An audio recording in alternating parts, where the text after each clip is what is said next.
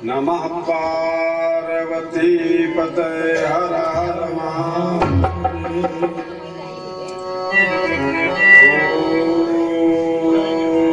ओम नमः शिवाय गुरुवे सच्चिदानंद मूर्तये निष्प्रपंचाय शांताय निरालंबाय तेजसे यस्माज्जातं जगत् सर्वं यस्मिन्नेव उपलीयते येनेदं भारते चैवे तस्मै ज्ञानात्मने नमः। श्रीमन्नारायण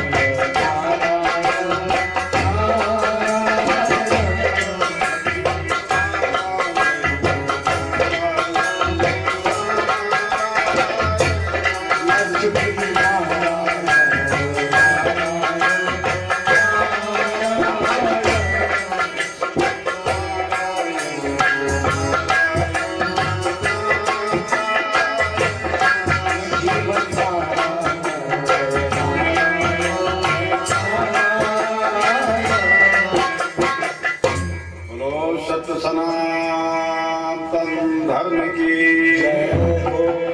नमः पार्वती पतये हर हर महादेव।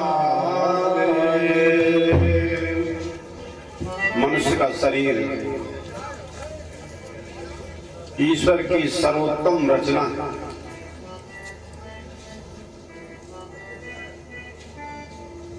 और ये दुर्लभ मानव शरीर ईश्वर ने हमें कर्म के अनुसार कृपा करके दी।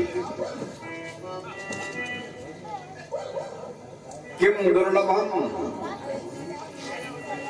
संसार में सबसे दुर्लभ वस्तु क्या है? मनुष्य का शरीर ही दुर्लभ है।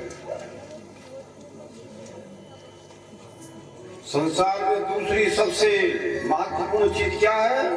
भगवान आदि शंकराचार्य ने अपने शिष्यों को बताया किम दुर्लभम। उनके शिष्यों ने प्रश्न किया भगवान संसार में किम दुर्लभम, संसार में सबसे दुर्लभ वस्तु क्या है? तब उन्होंने कहा कि सतगुरु अस्य लोके। इस संसार में मनुष्य शरीर को पाने के बाद सद्गुरु की प्राप्ति दुर्लभ है।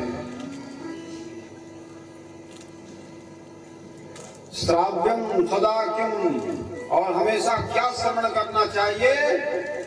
तो उन्होंने उत्तर दिया गुरु वेद वाक्यम। गुरु और वेद की वाणी, गुरु की वाणी वेद की वाणी को श्रवण करना चाहिए। यही कल्याण मंगल का हेतु है। और सभी को ध्यान रखना चाहिए कि समय की प्रतीक्षा करने वाले पुरुष के लिए, समय की प्रतीक्षा करने वाले पुरुष के लिए जो युक्त अवसर आकर के चला जाता है वो दोबारा मिलना कठिन है। उन्नति का अवसर ईश्वर सभी को देता है। उन्नति करने का, प्रगति करने का, आत्म कल्याण करने का, धर्म कार्य करने का ईश्वर सबको अवसर देता है, लेकिन हम उस अवसर को गमा देते हैं। जिस कार्य की सिद्धि के लिए जो समय बनाया गया है, जिस कार्य के लिए जो समय निर्धारित किया गया है, नमो रामानंद दीक्षित जी ने कहा 7 बजे का समय, गुरुजी आप आ जाइए। तो हमने कहा हम आ जाएंगे। समय निर्धारित किया गया था, समय से हम आ गए, समय से आप लोग भी आ गए। जो आने वाले हैं, जिनके अंदर लगन था, उत्साह था, वो आ गए और बड़े शांति के साथ आप लोग बैठे हो। तो जिस कार्य की सिद्धि के लिए जो काल प्रशस्त है, उस काल में उस काल का संपादन अवश्य करना चाहिए। जिस काल में जो कार्य करने का समय निर्धारित कर दिया गया है, बुआई का समय निश्चित होता है कि नहीं, और कटाई का भी समय निश्चित होता है खेत में कि नहीं, फल फूल आने का समय निश्चित होता है कि नहीं, सर्विस नौकरी लग करके फिर रिटायरमेंट होने का भी समय निश्चित होता है। तो जिस कार्य की सिद्धि के लिए जो काल प्रशस्त किया गया है, उस काल में उस कार्य का संपादन अवश्य करना चाहिए। और जो नर नारी समय से अपने कार्य को नहीं कर पाते हैं, बहानेबाजी करते हो अथवा छल कपट करते हो, झूठ बोलते हो, इस संसार में उनकी कल्याण, उनकी शांति, उनकी उन्नति वो अपने कर्म से, अपने अज्ञान से, अपने छल कपट से अपने आप रोक लेते हैं। मानव जीवन दुर्लभ है। अन्य क्षेत्रे कृतम पापम, अन्य क्षेत्र में किया गया पाप तीर्थ क्षेत्रे विनश्यति, तीर्थ में जाकर नष्ट होता है। और तीर्थ में जाकर के गुरु जी के पास जाकर के भी झूठ बोलने से वज्रले को भविष्य गति की तरह हो जाता है, फिर छूटता नहीं। ईश्वर गुरु को तो कम से कम छोड़ दो कि उनके सामने कैसे बोलना है, कैसे व्यवहार करना है। काल पारखी कालक, जो समय के पारखी होते हैं, जो समय का आदर करने वाले होते हैं, अपने कार्य समय के अनुसार संपादन करते हैं। आलस्य के वशीभूत होकर के समय का सदुपयोग करने में मत चूको, बहानेबाजी मत करो, झूठ का आश्रय मत लो। झूठ की उम्र नहीं है, ऐसे गिरोगे कि फिर कहीं भी नहीं रह जाओ और कोई साथ नहीं आएगा। ये तन, ये तुम्हारा मन, ये तुम्हारा धन, तुम्हारी चतुरता बुद्धि कुछ भी काम नहीं आता है। पूर्व जन्म के कर्म के अनुसार ये शरीर मिला है, इस जन्म के किसी कर्म से नहीं। पूर्व जन्म का कर्म लेकर के आया है असली सुख दुख भोगने के लिए, और यहाँ भी फिर बना रहा है। जिन कर्मों से हम दुखी हो रहे हैं वो फिर बना रहा है। सुनहु उमा दे लोग आभागी,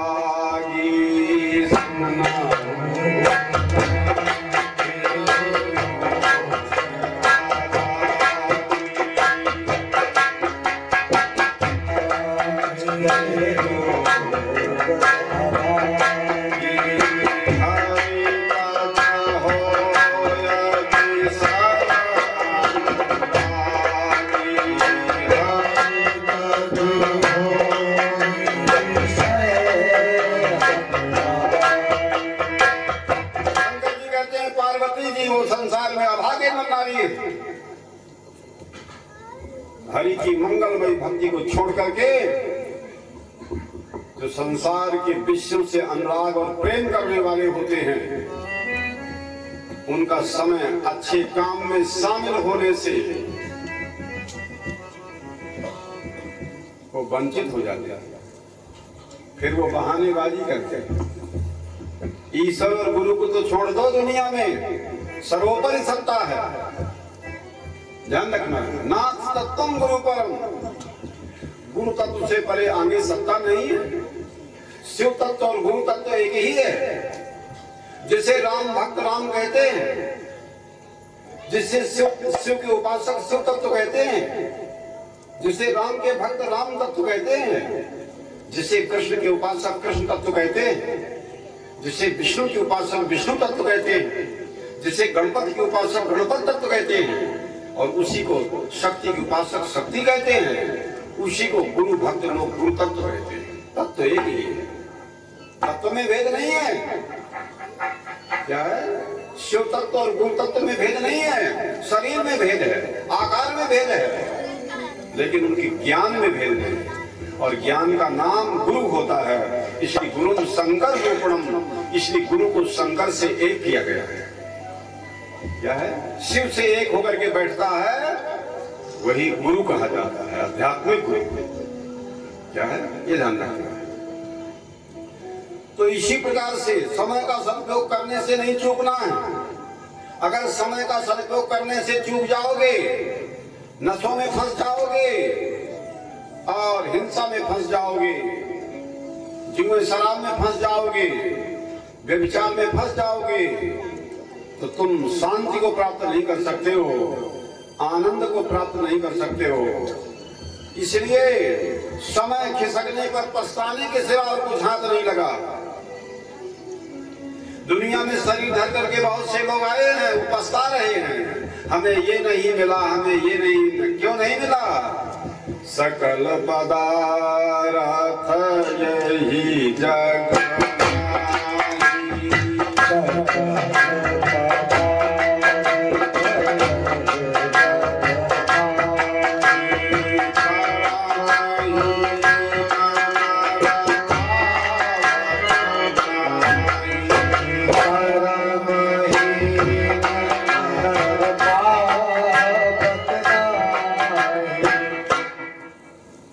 कार्य सिद्धि के लिए अगर अपना कार्य समय से साधन नहीं कर पाओगे, समय से सत्संग में नहीं पहुंच पाओगे, समय से ब्रह्म मुहूर्त में उठ करके ध्यान पूजा भगवान का स्मरण नहीं कर पाओगे, तब वो दोपहर की चीज नहीं है।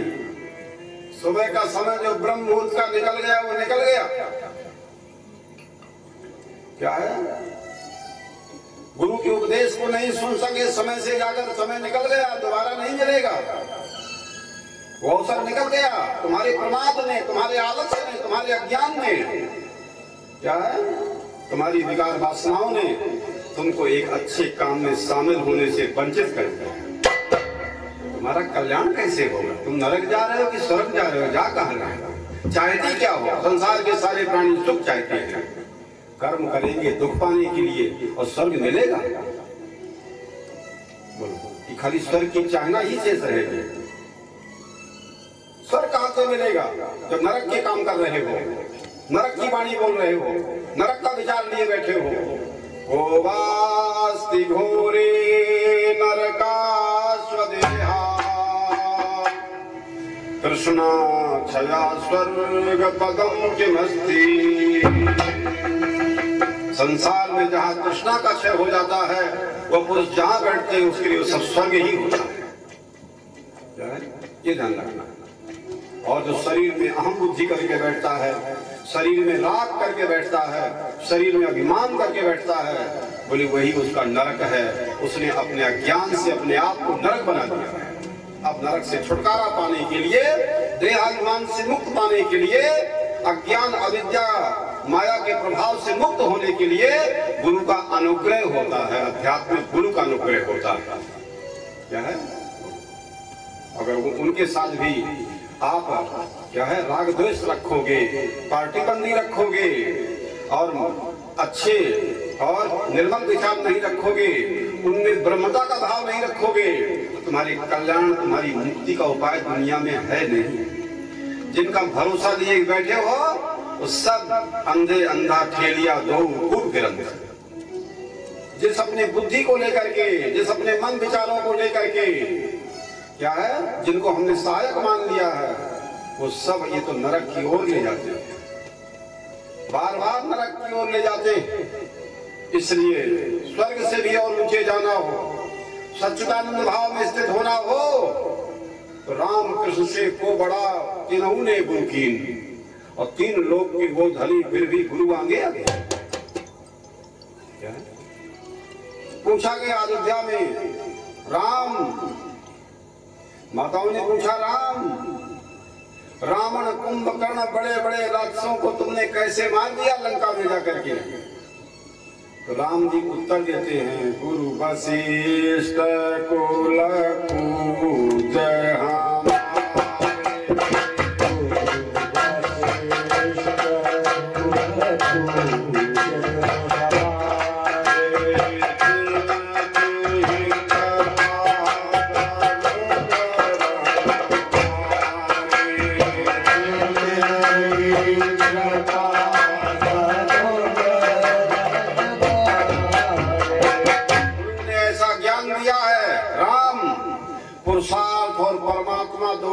चीज नहीं है। क्या है? हर व्यक्ति को अपने पुरुषार्थ का आश्रय लेकर के और आगे बढ़ने का प्रयास करना चाहिए। भाग के भरोसे बैठे रोते नहीं रहना है। भाग तो हमारे पिछले कर्मों का फल है, जिसे भोगना ही है, दूसरा कोई मार्ग नहीं है। सुख दुख का फल भोगने के लिए, अच्छे बुरे का फल भोगने के लिए ये शरीर मिला है। सुख पाना है तो शरीर चाहिए, दुख पाना है तो शरीर चाहिए। पाप का फल दुख होता है, चाहिए तो शरीर चाहिए। और पुण्य कर्म और धर्म का, दान का जो फल होता है, यज्ञ का, वो स्वर्ग होता है। तो पाने के लिए शरीर चाहिए। बिना शरीर के सुख दुख की अनुभूति नहीं हो सकती, सुख दुख का भोग नहीं हो सकता। हर जीवात्मा अपने पूर्व जन्म के कर्मों का और सुख दुख फल भोगने के लिए शरीर धर करके आया है और अपनी मुक्ति नहीं बनाता है। क्या है ये ध्यान रखना। समय को बेकार निकाल दे रहा है, राग द्वेष में फंस करके अपने को नष्ट कर रहा है। और जहां से अपना कल्याण होना है वहां जाने का समय नहीं है। वहां जाने को बहानेबाजी करते हैं कि गुरुजी मालूम ही नहीं था कि आप कब आ गए। ऐसे लोग भिंड में, आप कब आ गए अमन पराश्रम में? हमको तो पता ही नहीं चला। आज पहुंचे कुछ लोग कल पहुंचे, बोले गुरुजी पता ही नहीं चला। ऐसे ऐसे भिंड में लोग हैं, उन सबको नमस्कार। और ये ध्यान रखना आवश्यक है कि जिस समय जो कार्य नहीं करना चाहिए, अगर उस समय वो कार्य करोगे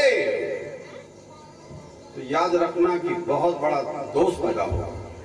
और जिस समय पर जो काम करने के लिए समय निर्धारित किया गया है, उस समय वो काम नहीं करोगे तो बहुत बड़ा दोष पैदा हो जाएगा।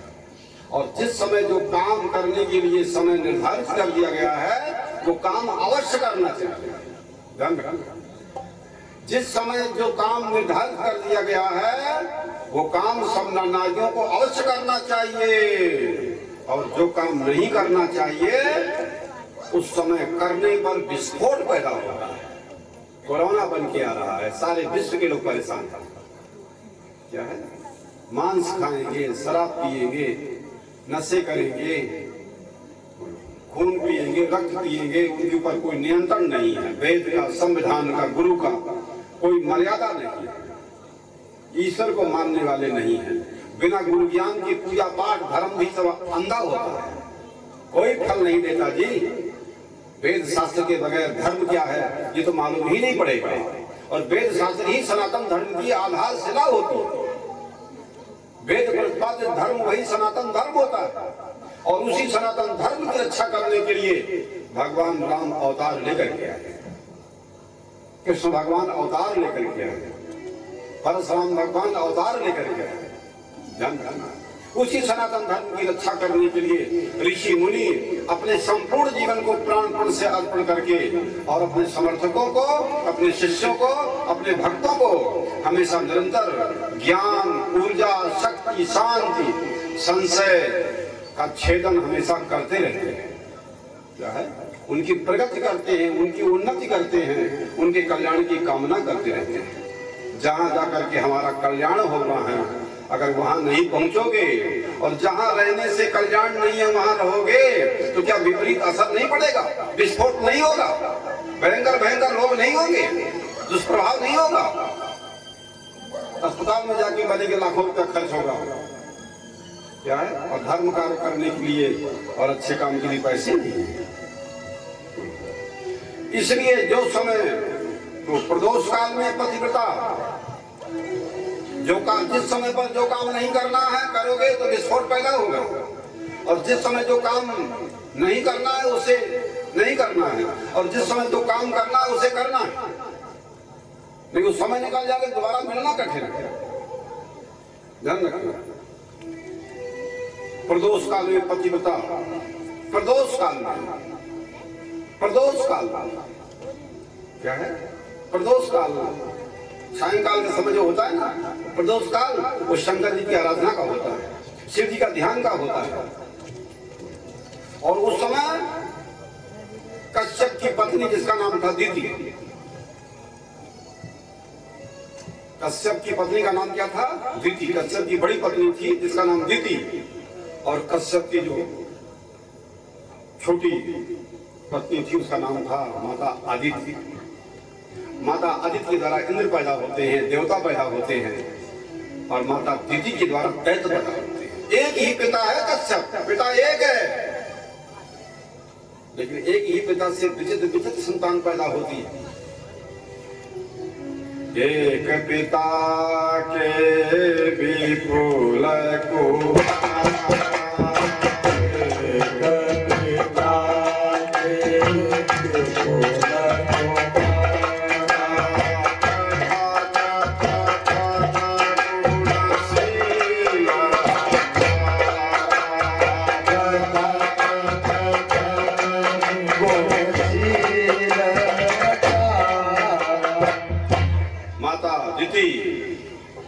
द्वारा पतिदेव कश्यप को संस्पर्श के लिए बाध्य करना, बहुत बाध्य किया। माता दीति ने अपने पति कश्यप को बहुत बाध्य किया कि इस समय मेरे साथ समागम करूंगा। कश्यप ने कहा नहीं देवी, ये प्रदोष काल है, इस समय पर वर्जित है। ये समय, हर चीज का समय निर्धारित किया गया है। किस समय कौन कार्य करने से श्रेष्ठ संतान पैदा होती है, किस समय कौन सी बलशाली पैदा होता है, कैसे पति दीर्घायु होता है, पत्नी और दीर्घायु होती है, और उसकी विपरीत कार्य करने से फिर नुकसान हो सकता है, हानि हो सकता है, गलत संतान पैदा हो सकती है, और गलत संतान अपने माता पिता को ही दुख देती है। मां नहीं माता पिता नहीं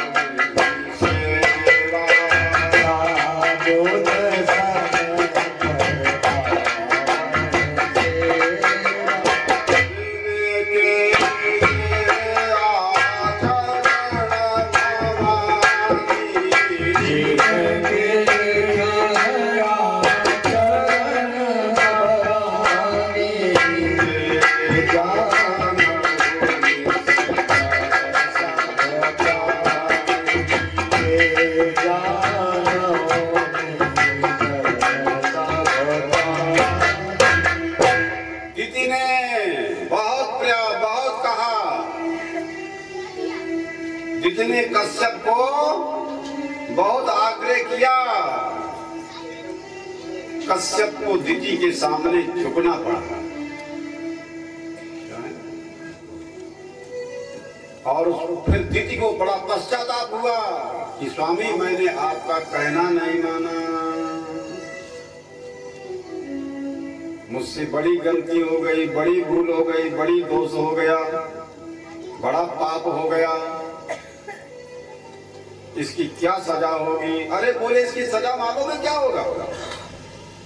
असमय में संतान पैदा हुई है ये राष्ट्र और विश्व और समाज और धर्म की रक्षा नहीं कर पाएंगे, ये धर्म संस्कृति का नाश करेगा, ईश्वर से भी भिड़ेंगे, ईश्वर गुरु को तो ये कुछ समझेंगे ही नहीं, वेद को धर्म को तो कुछ समझेंगे नहीं। ऐसे भी लोग इस पृथ्वी पर हुए हैं और आज भी लोग ऐसे संसार में हैं और आगे भी संसार में ऐसे लोग होंगे। धर्म और ईश्वर की परंपरा का जो नर नारी आदर नहीं करेगा, उस बड़े से बड़े पदों में जाकर के बड़े से बड़े ऊंचे वैभव को प्राप्त करके भी उसका पतन होता है। लेकिन नीचे से नीचे भी व्यक्ति धर्म का आदर करके महान पुरुषों का आश्रय लेकर के नीचे से नीचे भी आदमी धीरे धीरे ऊपर जाता है, क्या है? और आश्रय छोड़ देता है, बिना आधार के हो जाता है तो उसे ऊंचे ऊपर से नीचे गिरना पड़ता है।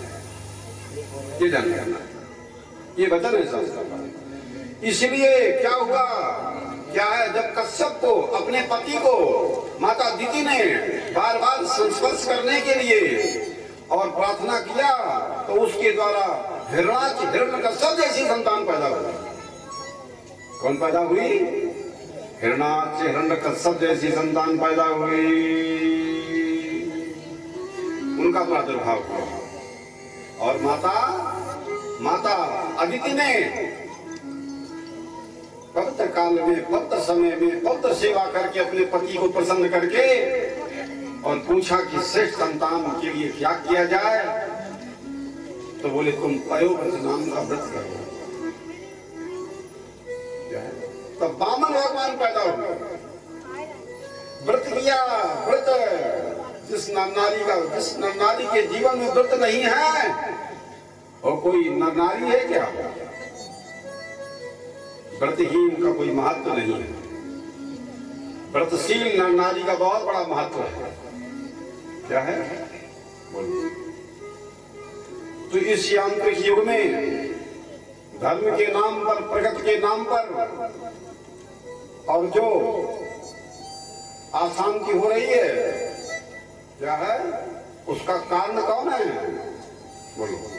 प्रकृति के साथ छेड़छाड़ करना अच्छा नहीं है, ये जानना नहीं। परिणाम भयंकर होता है, विस्फोट होता है। सारे विश्व में आज अशांति हो रही है। बोलो। इसलिए जीवन को सार्थक बनाने के लिए धर्म, अर्थ, काम, मोक्ष, चार पुरुषार्थों से रहित व्यक्ति क्या है, अंत में विनाश को प्राप्त होता है। तो ये मनुष्य के जीवन में जरूरी है, ध्यान रहे। गायें, विप्रों, वेदों, सतियों, सत्यवादियों, लोभ रहितों और सातवां है दानशील के द्वारा ये पृथ्वी धारण की जाती है। इन सातों के द्वारा ये पृथ्वी धारण होती है। गोभी, विप्रस्य, वेदस्य, सतिवी, सत्यवी, सत्यवादिवी, क्या है, गायों के द्वारा। गाय ना होंगी तो यज्ञ कैसे होगा, पंचकल्प कैसे बनेगा?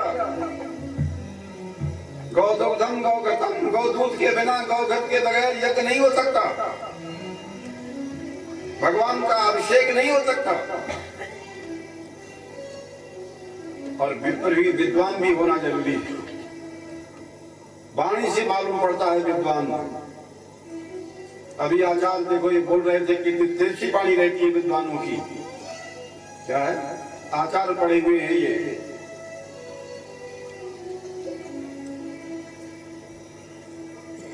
तो इसी प्रकार से वाणी से मालूम पड़ता है उसकी विद्वता, उसका ज्ञान। बोल के ही तो मालूम पड़ेगा किसमें कितना ज्ञान है।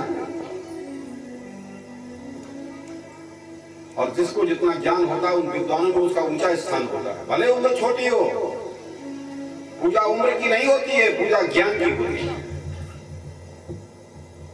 पूजा किसकी होती है? नियम होता है कि भले उम्र छोटा हो, भले सुखदेव जी की उम्र छोटी थी, पर वैराग्य ज्ञान ज्यादा था, तब बड़े बड़े ऋषि मुनि भी उनका आदर किया करते थे।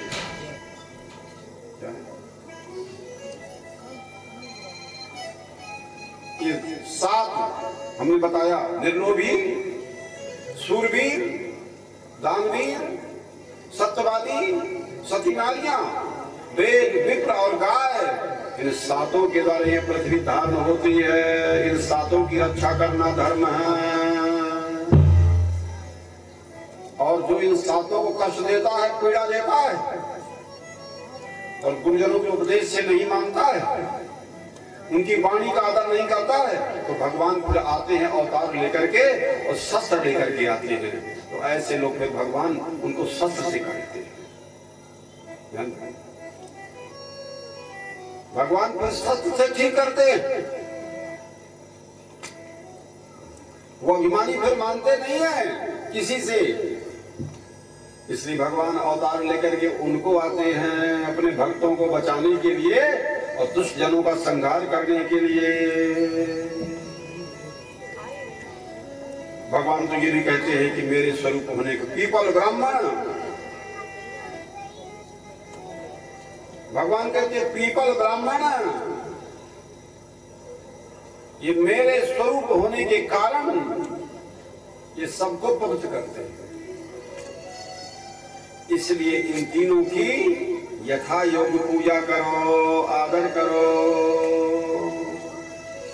देखो बड़े भाव से उनका पूजन करना चाहिए, क्योंकि मनुष्य शरीर संसार में बहुत दुर्लभ है, ये ध्यान रखना।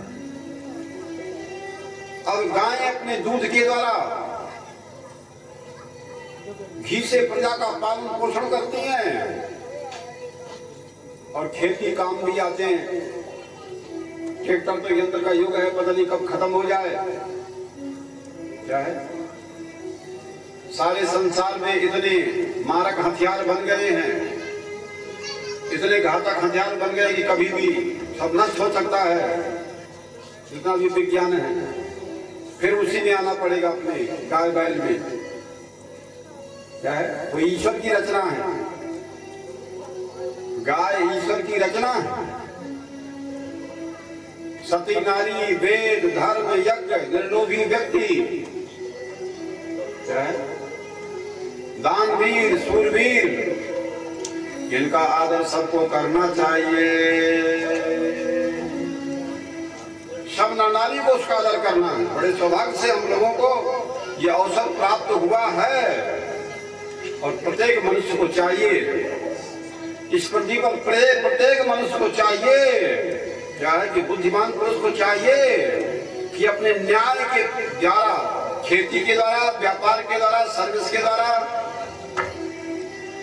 जो भी धन कमा रहा है उसका 10वां भाग ईश्वर की प्रसन्नता के लिए सत्कर्म में लगाना चाहिए। अगर नहीं लगा रहा है तो ईश्वर के साथ बेईमानी कर रहा है, क्योंकि हमारा निर्वाह उसी पर हो रहा है। देव की सब चीजों पर, सूरज पर, चांद पर, पृथ्वी पर कितना ऋण बढ़ रहा है।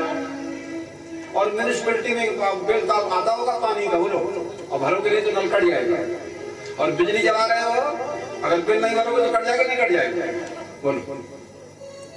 और फैन पंखा की हवा ले रहे हो, कूलर पंखा की हवा ले रहे हो, गर्मी आएगा तो एसी की हवा लोगे और बिल आएगा नहीं जाऊंगा तो कट जाएगा, नहीं कट जाएगा।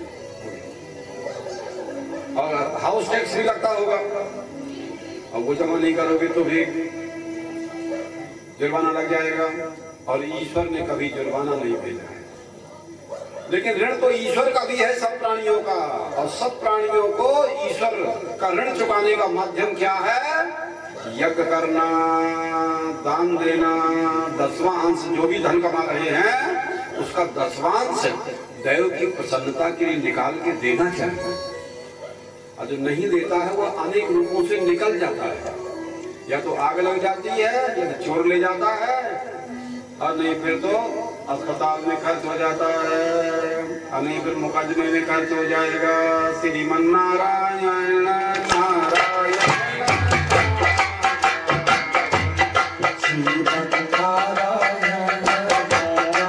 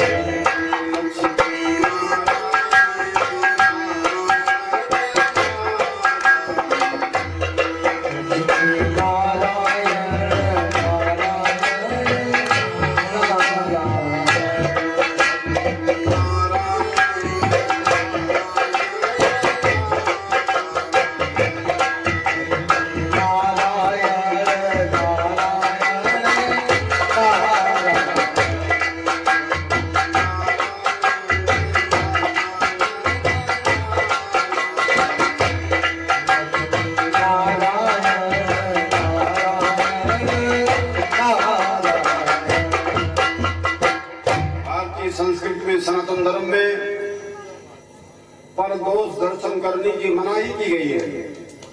जिस नर नारी को आध्यात्मिक उन्नति करना हो अथवा जिस नर नारी को भौतिक उन्नति करना हो, वो दूसरों के दोष की चिंता, वो दूसरों के दोष के बारे में अपने चित्त में बार बार न लाए। दूसरे के दोषों का बार बार चिंतन करोगे, दूसरों में बार बार संशय करोगे, दोषारोपण करोगे, तो तुम्हारी न भौतिक उन्नति होगी न आध्यात्मिक उन्नति होगी। रोने के सिवाय और कुछ मिलेगा नहीं। ये लग रहा है।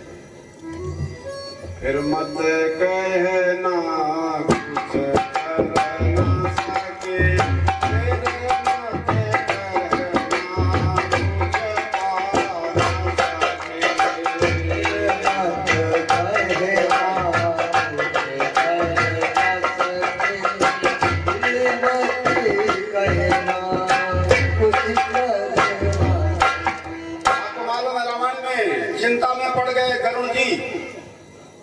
भगवान का वाहन चलाने वाला, भगवान के साथ 24 घंटा रहने वाला, यहाँ से वहां ले जाने वाला, वाहन चलाने वाला गरुण जी,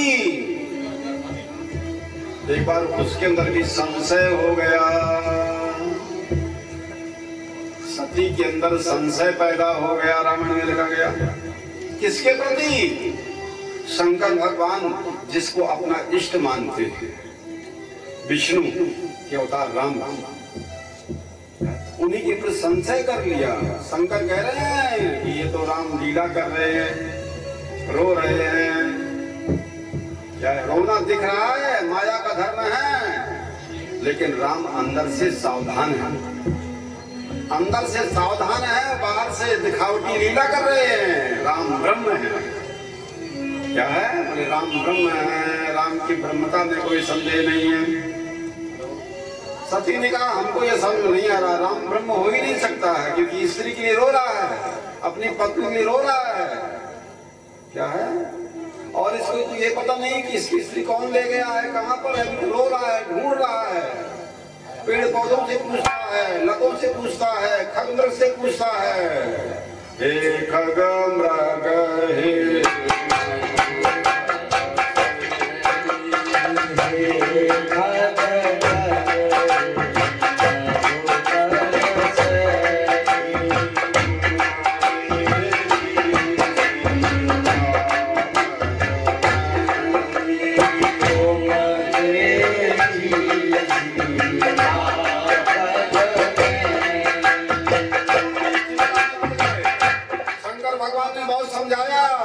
सती को समझ में नहीं आया। जो नर नारी समझना न चाहे तो गुरु बेकार हो जाएगा, क्या वो ब्रह्मा के समान क्यों ना हो। क्या है? अगर शिष्य समझना न चाहे, शिष्य के अंदर गुरु के प्रति महत्व बुद्धि, ब्रह्म बुद्धि नहीं है, यदि शिव भाव नहीं है, तो उसका कल्याण है ही नहीं है। गुरु भी यदि उसने मनुष्य बुद्धि कर लिया, क्या है, तो उस शिष्य का नाश ही होता है, कभी कल्याण तो हो ही नहीं सकता। गंगा को साधारण पानी समझ लिया तो उसका कल्याण कैसे हो? शंकर जी की शिवलिंग को उसने पत्थर समझ लिया तो कल्याण कैसे हो? कल्याण होगा उसका? बिल्कुल नहीं हो सकता जी। वो अपना नाश अपने आप कर रहा है। तो ध्यान रखना, अपना नाश अपने आप मत करो, भिंड के लोग। शंकर भगवान ने बहुत समझाया, लेकिन सती को समझ में नहीं आया।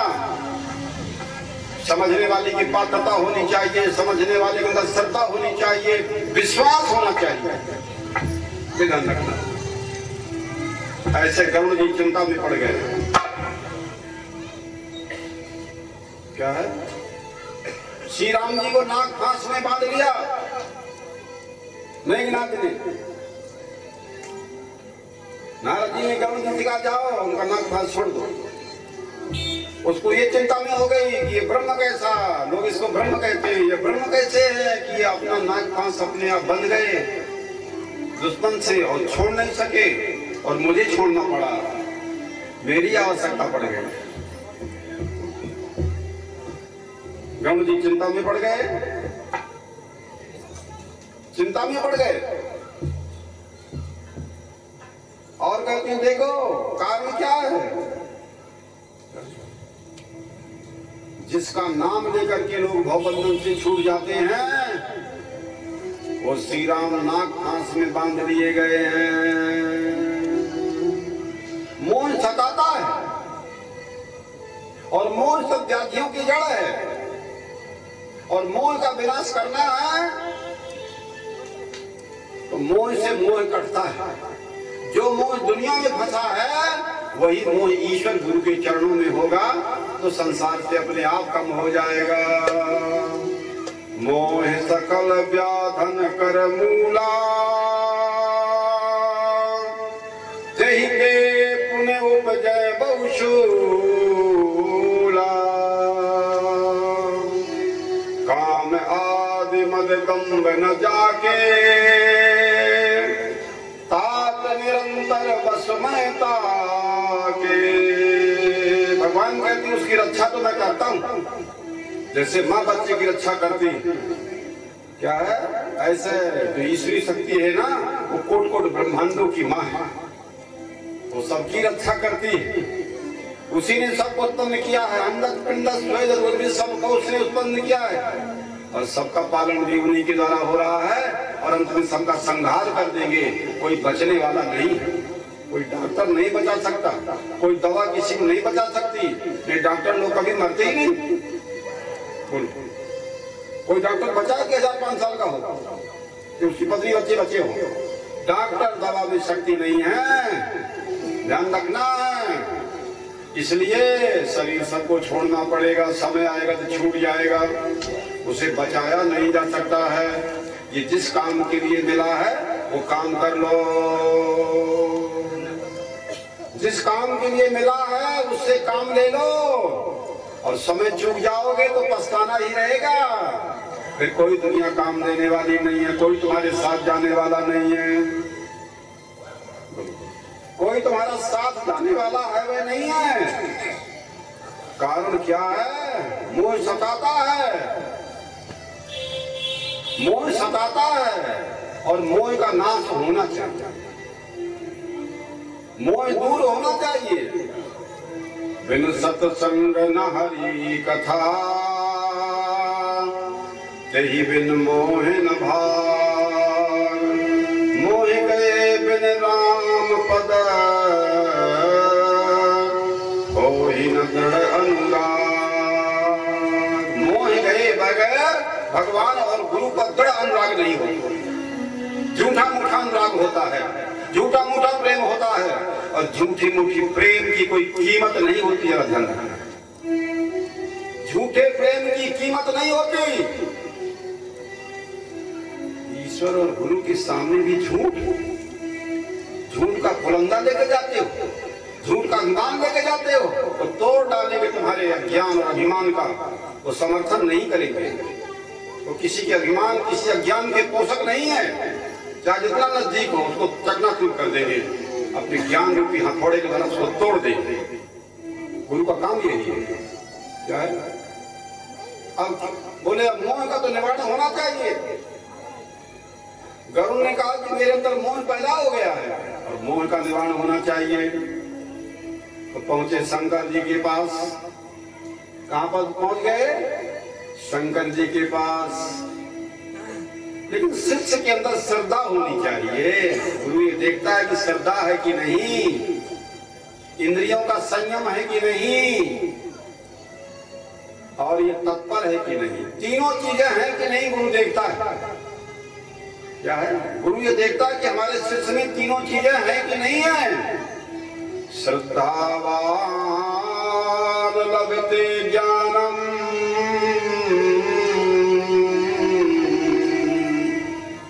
तत्परः संयमेन्द्रिय। श्रद्धावान नर-नारी ही गुरु से ज्ञान प्राप्त कर सकता है। जे श्रद्धा संबल रहित, नहीं संतन कर साथ। तिन कहु मानस अगमयति, जिनहि न प्रिय रघुनाथ। श्रद्धा का सहारा जरूरी है। ध्यान रखना है कि इसलिए हृदय में श्रद्धा हो और गुरु से ज्ञान प्राप्त की तत्परता हो, माने टाइम से पहुंच जाओ। क्या है ये नहीं गुरु जी खाने जा रहे हो, सोने जा रहे हो, ये जगह ना हो पहुंच जाओ और घंटी खटखट करो कि जल्दी निकलो गुरु जी हमको जाना है। क्या है दुकान बना के गए, दुकान पैसे से सामान खरीद के निकल जाए। बोलो लौकिक चीज मिलती है दुकान में, ये अध्यात्म है और ये ज्ञान, ये परा विद्या ब्रह्म विद्या का ज्ञान क्या है गुरु तब देते जब देख लेते कि पात्र है कि नहीं है, योग्य है कि नहीं है, अधिकारी है कि नहीं है, उसे देते हैं। क्या है तो ध्यान रखना जरूरी है कि जीवन में इंद्रियां भी बस में हो और ज्ञान प्राप्त करने की तत्परता भी हो, तैयार भी। जैसे तुम लोग ज्ञान प्राप्त करने के लिए आ गए, तुम तत्पर भी हो और तुम्हारी इंद्रियां बस में है कि मोबाइल से बात नहीं करते हो, बीच में उठ नहीं रहे हो। क्या है इंद्रियों को बस में करके बैठे हो, तम्बाकू बीड़ी नहीं कर रहे हो, बीच में बात नहीं कर रहे हो। क्या है संयम, इंद्रियों को नियंत्रण करके बैठे हो और तत्पर माने समय से आ गए हो और साथ ही साथ तुम्हारे हृदय में श्रद्धा है कि गुरु जी काशी बनारस से हमारे लिए यहाँ आ गए हुए। बोलो गुरुदेव भगवान की। और अमन आश्रम, परा में अमन आश्रम गुरु जी का बन गया है। वहां से पंडित नमो नारायण दीक्षित एडवोकेट हमारे शिष्य भक्त हैं, ये बहुत पुराने भक्त हैं, निष्ठावान भक्त हैं। और इनकी प्रार्थना पर हमने कहा कि हम जरूर आएंगे। क्या है हम स्वयं देखते हैं कि हमारे भक्त प्रार्थना करते हैं और यदि वो प्रार्थना करते हैं तो वहां हम जाने में स्वतंत्र हैं, कोई मना नहीं कर सकता। हमारा कोई शुल्क नहीं है कि इतने पैसे दो तब तुम्हारे यहाँ आएंगे, कोई खरीद नहीं सकता है। जो हम कोई खरीद देगा तो हम फिर स्वतंत्र वाणी नहीं बोल सकते ना, हमें उसको दब के रहना पड़ेगा। क्या है तो हमें किसी से दब के नहीं रहना पड़ेगा। लेकिन अगर हमको दब के रहना पड़ेगा, अगर हम खरीद के जाएंगे, किराए भाड़े इकट्ठे हो जाएंगे, तो किराए भाड़े के जो टट्टू होते हैं तनख्वाह वाले, उनसे धर्म की रक्षा नहीं होती है। इसलिए ऋषि मुनियों गुरुओं को दक्षिणा दी जाती है। श्रीमन नारायण नारायण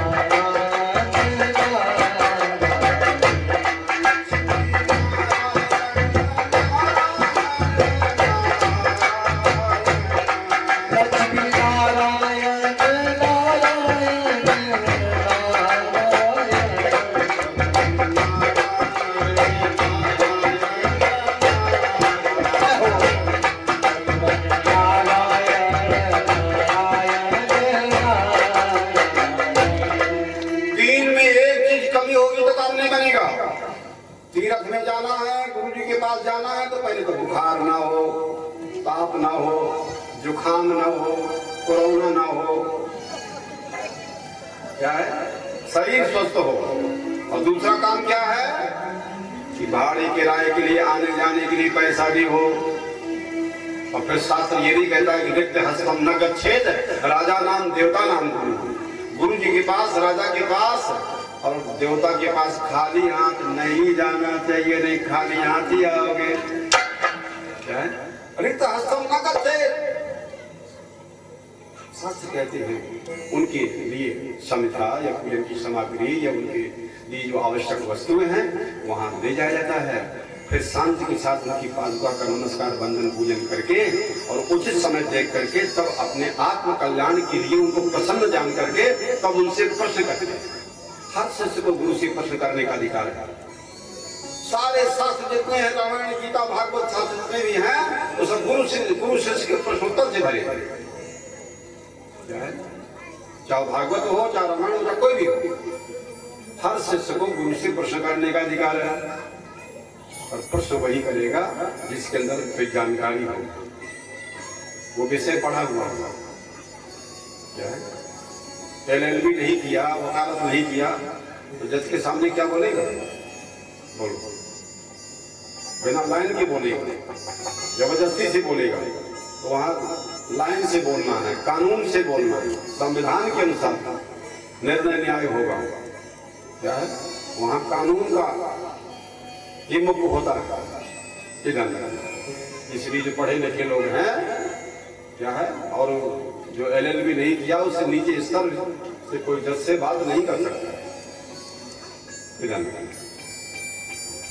बात करने के लिए पहले उतनी योग्यता होनी चाहिए, अधिकार होना चाहिए। ये ध्यान रखना। तो तीनों चीजें जरूरी है। पहला क्या है, कोई जिज्ञास तो हो और तत्पर भी हो और उसकी इंद्रियां संयम में ना हो तो काम नहीं बनेगा। एक चीज नहीं होगी तो काम नहीं बनेगा। शरीर तबियत ठीक नहीं होगी तो काम नहीं बनेगा, भाड़ा किराया नहीं होगा तो काम नहीं बनेगा, और दूसरी और तीसरी चीज साधन नहीं होगा तो काम नहीं बनेगा। गाड़ी मोटर सब बंद तो कैसे जाओगे, और गाड़ी चलाना नहीं आता तो कैसे जाओगे। तो साधन भी होना चाहिए। क्या है, मार्ग में जाने का साधन भी हो, शरीर भी ठीक हो और मन में भी उत्साह हो कि नहीं वहां जाना है, सब कुछ हो, भाड़ा किराया भी ठीक है, शरीर भी ठीक है, पर मन में उत्साह ही नहीं, तत्परता ही नहीं है गुरु जी यहाँ पर पहुंचना। तो टाइम से तो पहुंच पाओगे नहीं, और बिना टाइम के पहुंचोगे तो बहुत जरूरी। हमको तो किसी ने बताया नहीं, भिंड वालों ने किसी ने नहीं बताया। दोष अपने को नहीं देंगे, सारे भिंड वालों को दोष देंगे, हमको बताया नहीं। और दोष अपने को नहीं दे रहे कि हम सब दोषों खा जाना है, और दूसरों को दोष देकर के और पाप बटोर रहे हैं। ऐसा मत करो भिंड वाले लोग, ये ध्यान रखना जरूरी क्या है। तो इसी प्रकार से संतान दो तरह की होती है, बिंदु संतति और नाद संतति। माता पिता के संपर्क से, रजबीर से जो संतान पैदा होती है उसे कहते हैं बिंदु संतति। और गुरु और शिष्य के क्या है, संवाद से, ज्ञान से, नाद से, ध्वनि से, मंत्र से जो संतति पैदा होती है उसे कहते हैं नाद संतति। गुरु और शिष्य की परंपरा है। जैसे पिता और पुत्र की परंपरा होती है और उसका अधिकार होता है, ऐसे गुरु और शिष्य की परंपरा होती है। गुरु के ज्ञान का अधिकारी कौन होता है, गुरु का उत्तराधिकारी वही होता है। क्या है, गुरु जिसको नियुक्त करता है कि तुम हमारे परंपरा के अधिकारी हो, इस परंपरा को बढ़ाओ, इसका रक्षण करो, इसका विकास करो, इसकी उन्नति करो। क्या है, तो वो उत्तराधिकारी बना जाता है। पिता और पुत्र के परंपरा में तो चाहे पुत्र जैसा हो, क्या है, उन सबका हिस्सा बंटवारा हो जाएगा, आधा बांट लेंगे तुरंत। माँ बाप मरे कि आधा हिस्सा तुम बांट लिए, तो चाहे अपना भेदो चाहे कुछ भी करो। पर गुरु शिष्य परंपरा में ये नहीं है, एक ही अधिकारी होगा पीठ का, बेच नहीं सकता है, लाभ नहीं कमा सकता है, भोग नहीं भोग सकता है। धर्म की रक्षा का स्थान है वो। क्या है, धर्म की उन्नति करने का स्थान है। धर्म का केंद्र बिंदु है वो मठ, जहाँ ब्रह्मचारी रहे, जहाँ वेद पढ़े, जहाँ पहले धर्म की रक्षा हो। क्या है, वही धर्म का प्रचार प्रसार हो, पहले धर्म का केंद्र बिंदु हो। धर्म और संस्कृति का जहाँ रक्षण हो, जहाँ योजना बनाई जाती है वो मठ होते हैं। क्या है, मठों में फिर ब्रह्मचारी वेद पढ़ते, क्या है, वहाँ ज्ञान का अर्जन करते, और फिर सारे संसार में जा करके, फिर सारे संसार में जा करके वो धर्म की व्यवस्था को बनाते हैं। जैसे अच्छे डॉक्टरों की आवश्यकता है, अच्छे इंजीनियरों की आवश्यकता है, इसी प्रकार देश में अच्छे से अच्छे योग आचार्यों विद्वानों की आवश्यकता है। तो वो कब होगा, बोलो, उसके लिए भी तैयार होना चाहिए। अभी हम तैयारी करेंगे, हमारे पारा ग्राम में जो हमारा आश्रम बना हुआ है वहाँ भी अभी तो बन रहा है सत्संग भवन, और फिर उसमें वेद विद्यालय भी बनेगा, जहाँ बड़े धर्म का ब्राह्मण के सब बच्चों को वहाँ वेद पढ़ाया जाएगा, जिससे अधिक से अधिक आचार्य बने, विद्वान बने, पंडित बने। ये ध्यान रखना। कि गुरु शिष्य की परंपरा अनादि परंपरा है। जो गुरु से शिष्य को प्राप्त होती है, वेद अपौरुषेय है। बिना गुरु के वेद का ज्ञान ही नहीं हो सकता है। ज्ञान के बिना जीवों की मुक्ति नहीं हो सकती है। वेद कहता है ज्ञान मुक्ति, ज्ञान के बगैर मुक्ति नहीं है। किसी कर्म से मुक्ति नहीं है, किसी उपासना से मुक्ति नहीं है। क्या है? कर्म का विषय अलग है, उपासना का विषय अलग है। तो मुक्ति खाली ज्ञान से होती है। ज्ञान के अध्यात्म गुरु अलग होते हैं, उपासना वाले गुरु अलग होते हैं। इसलिए श्रद्धा विश्वास किसकी संपत्ति है? अज्ञानी की संपत्ति है, ज्ञानी पुरुषों की नहीं।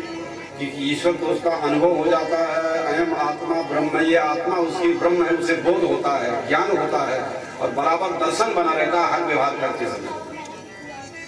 और वो सबके लिए शंकर होता है, कल्याणकारी होता है। वही करता है जिसमें सबका हित भरा हुआ हो, कल्याण भरा हुआ हो, जिसमें सबका मंगल भरा हुआ हो। तो इसी प्रकार से हमारे यहाँ जीवन में पहले व्रत होता है। जीवन में दीक्षा क्या है? एक व्रत है कि झूठ नहीं बोलेंगे, किसी की निंदा नहीं करेंगे, नशा नहीं करेंगे, सूर्य के पहले जग जाएंगे, 5 माला भगवान के नाम का जप करेंगे और समय से अपने कर्तव्य का पालन करेंगे, अपनी ड्यूटी करेंगे, व्यापार देखेंगे, दुकान देखेंगे, धंधा देखेंगे और अपने धर्म के अनुसार अपने परिवार का हम पालन करेंगे, रक्षण संरक्षण करेंगे, किसी को नुकसान हानि, किसी का अपमान नहीं करेंगे। ऐसा ये जरूरी होता है। तो जीवन में व्रत जरूरी है। व्रत माने क्या होता है? दृढ़ निश्चय। हर नर नारी के जीवन में व्रत होना चाहिए। व्रत माने दृढ़ निश्चय होना चाहिए। और दृढ़ निश्चय माने संयम। दृढ़ निश्चय माने संयम होता है। हर नर नारी के जीवन में संयम होना चाहिए। संयम जरूरी होता है। और उससे क्या होता है? जब जीवन में तत्परता होगी, संयम होगा, तब कहीं दीक्षा की योग्यता प्राप्त होती है। और जिनके जीवन में संयम नहीं है, तत्परता नहीं है, गुरु से दीक्षा लेकर गए तो तब आते हैं जब कार्यक्रम समापन हो गया, कहते हैं गुरु जी किसी ने बताया ही नहीं। कह रहे हैं गुरु जी किसी ने बताया ही नहीं है। बड़ा अंधेर लग रहा है, ये कल जो आ गया है, ज्यादा बातचीत करने से झगड़ा हो जाता है भिंड में। क्या है? इसलिए गुरु जी किसी से बात न करें, शास्त्र होता है। इसलिए हम किसी से बात विवाद नहीं करते। हम तो सबके साथ संवाद कर सकते हैं। हम सनातन धर्म के संपूर्ण प्रश्नों का उसको उत्तर दे सकते हैं और सबका समाधान कर सकते हैं, सबको मार्ग की प्रेरणा दे सकते हैं। उद्देश्य प्राप्त जागृत बराबर होते हैं। उपनिषद कठोपनिषद से कहता जागो, उठो और अपने लक्ष्य को प्राप्त करो।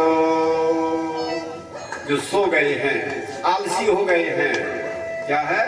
विलासी हो गए हैं, विमुख हो गए हैं, उनको पहले जगाना पड़ेगा। जागो। क्या है? तो जगाने के लिए गुरु जी आते हैं कि जाग जाओ, झूठ से जगो, निंदा करने से जगो, भिंड के लोगों। क्या है? इतनी निंदा भिंड में, इतने झगड़े कहीं नहीं। पूरी भारतवर्ष हम सारे संसार में घूमते रहते हैं। कनाडा गए, अमेरिका गए, कई देशों में गए, अब संपूर्ण भारतवर्ष के हर प्रांतों में गए, सारा भर घूमते रहते हैं। भिंड जैसे झगड़े, ओ इतने मुकदमे, इतनी लड़ाई झगड़ा। क्या है? यहाँ तो मोहल्लों में रहना कठिन है। कैसे रह रहे हो तुम? क्या है? सब लड़ने को तैयार है, मार ही देंगे, मारने को तैयार है, बात पे गोली चला देंगे। अरे ऐसा नहीं, समझ लो ध्यान से। मनुष्य जीवन दुर्लभ है। क्या है? अगर कोई तुम्हारे हित के लिए कुछ कहता है तो उसको आदर करो। तुम्हारे सुधार के लिए तुमसे छोटा भी बच्चा कुछ कहता हो तो उस पर गुस्सा नहीं करना। ये देखो कि हमारे हित के लिए कह रहा है, हमारे कल्याण के लिए कह रहा है। और तुम खड़े जाते कि नहीं, हम इतने बड़े, हमको ऐसा कैसे बोल रहे हो, हमको ऐसा कैसे कह दिया। ऐसा नहीं, ये ध्यान रखना। तो जीवन में व्रत जरूरी है, और जीवन में पहले दीक्षा की तत्पर, जहाँ जीवन में संयम होता है, तत्परता होती है, वहाँ दीक्षा की योग्यता आ जाती है। दीक्षा कभी लेनी चाहिए, नहीं बहुत बड़ा नुकसान होता है। दीक्षा लेने के बाद तत्परता नहीं है, संयम नहीं है, गुरु के आदेश निर्देश का पालन ना करो, मालूम पड़ जाए काम से गुरु जी वहां पर आए हैं और नहीं जाओगे तो बहुत बड़ा पाप और दोष होता है, क्या करना, और किसी प्रकार से फिर दूर नहीं हो सकता। अवश्य में भोक्तव्यम, शुभाशुभ कर्मों का फल जीव को भोगना ही पड़ता है, उसकी कोई दवा नहीं बनी अभी तक। इसलिए तत्परता आने पर उसमें फिर दक्षिणा की निपुणता हो जाती है। जब दीक्षा ले लेता है और तत्पर हो जाता है तब वो दक्षिणा दे सकता है। पुत्र, पिता के अधूरे काम को कौन पूरा करेगा? पुत्र ही पूरा करता है। ऐसे गुरु जी के कामों को कौन पूरा करेगा? उनके शिष्य ही पूरा करते हैं। तो शिष्यों को दबे बैठे नहीं रहना चाहिए। क्या है? गुरु के काम के लिए हमेशा तत्पर रहना चाहिए।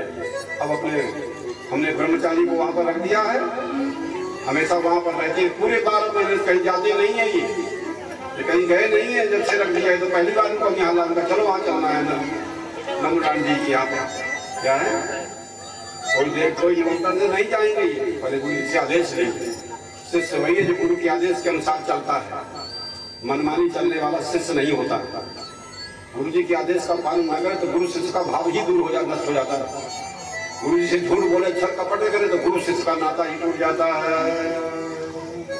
ध्यान रखना, लाभ नहीं मिलेगा, हानि मिलेगी, और ऐसा हानि मिलेगा कि जीवन में कोई उपाय नहीं समझेगा। ध्यान रखना। इसलिए जो भी धन कमा रहे हो, खुशी खुशी 10वां भाग धर्म की रक्षा के लिए, सत्संग भवन हाल के लिए, वेद विद्यालय के लिए, आश्रम पर जाकर के समर्पण करते रहिए। नहीं फिर तैयार रहिए अस्पताल जाने के लिए। बोलो, फिर डॉक्टर कहेगा जितना मांग देगा चुपचाप दोगे, नहीं कहोगे? बोलो 4 लाख 5 लाख, फिर तो कहोगे नहीं है, आराम से दोगे। श्रीमन नारायण।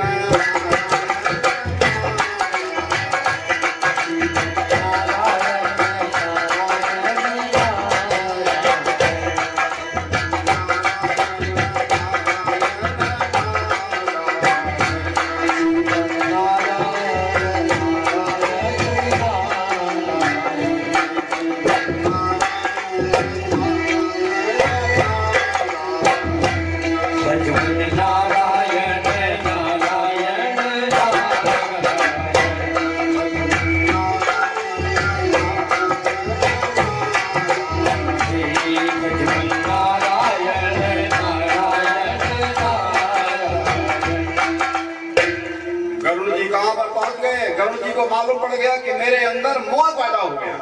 कम से कम गरुड़ जी को मालूम तो पड़ गया कि मेरे को अज्ञान हो गया है। अगर ये मालूम पड़ जाए मेरे को रोग हो गया है तो लोग चुपचाप बैठेंगे नहीं, डॉक्टर खोजेंगे।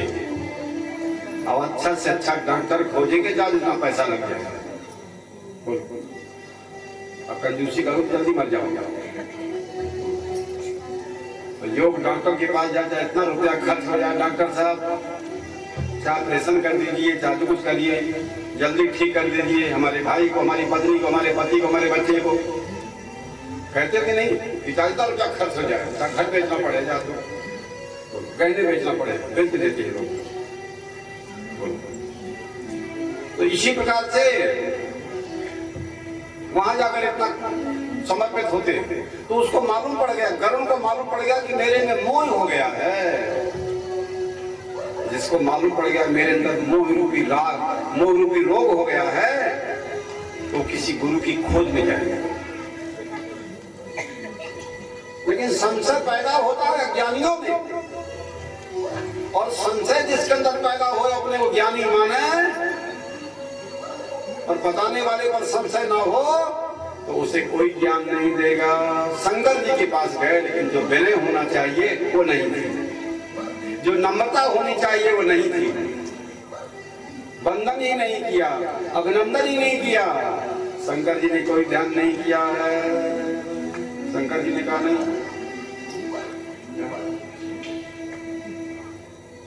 कोई ध्यान नहीं दिया शंकर जी ने। कागभूषण ने अपने बुद्धि बल से, ज्ञान से, सौभाग्य से,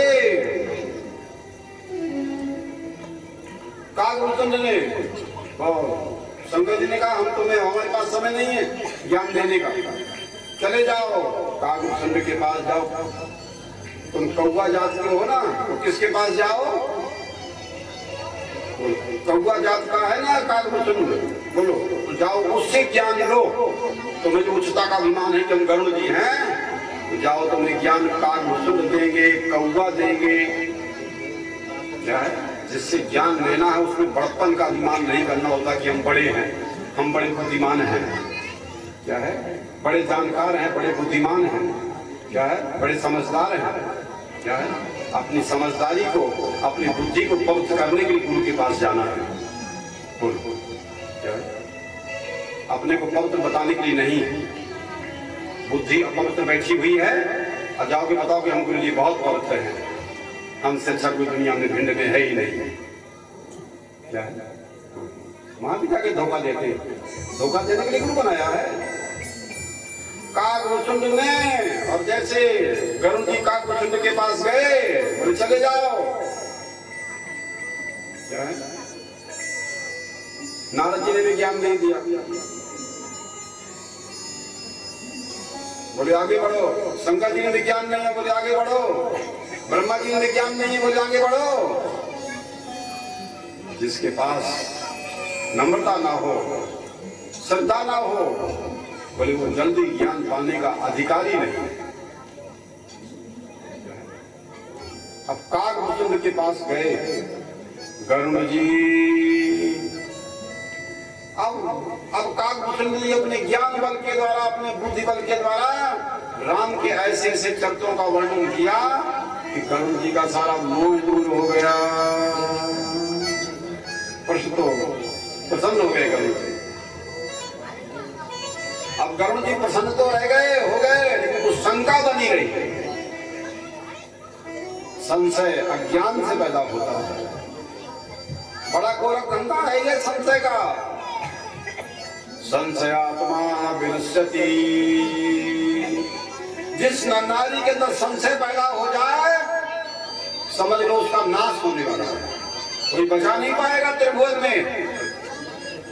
ध्यान रखना, शंकाओं का बड़ा गोरख धंधा होता है। लौटते लौटते गरुड़ जी ने तगादा कर ही दिया। शपथ कृष्ण नाम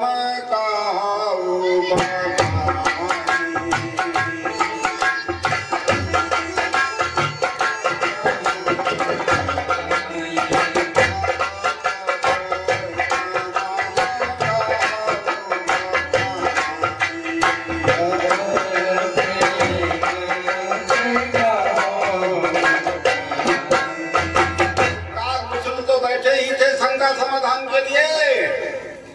गुरु तो ज्ञान का सम्राट होता है, ज्ञान का सागर होता है। उसमें ज्ञान भी होता है, प्रेम भी होता है और आनंद भी होता है। सच्चिदानंद की मूर्ति होता है। तीनों प्रदान करता है अपने भक्तों को। क्या है? तो गरुड़ जी का पहला प्रश्न था। गरुड़ जी का पहला प्रश्न क्या है? कवन कुंडा श्रुति विदित विशाला। कौन संपूर्ण संसार में श्रेष्ठ है? कहु कवन अग परम कराला। आप बता दीजिए। परम धर्म श्रुति विदित अहिंसा परनिंदा सम अग्नगिरी। दूसरे की निंदा करने के समान दुनिया में कोई पाप नहीं, और अहिंसा के समान दुनिया में कोई धर्म नहीं। मन से, वचन से, कर्म से किसी को तकलीफ न देना।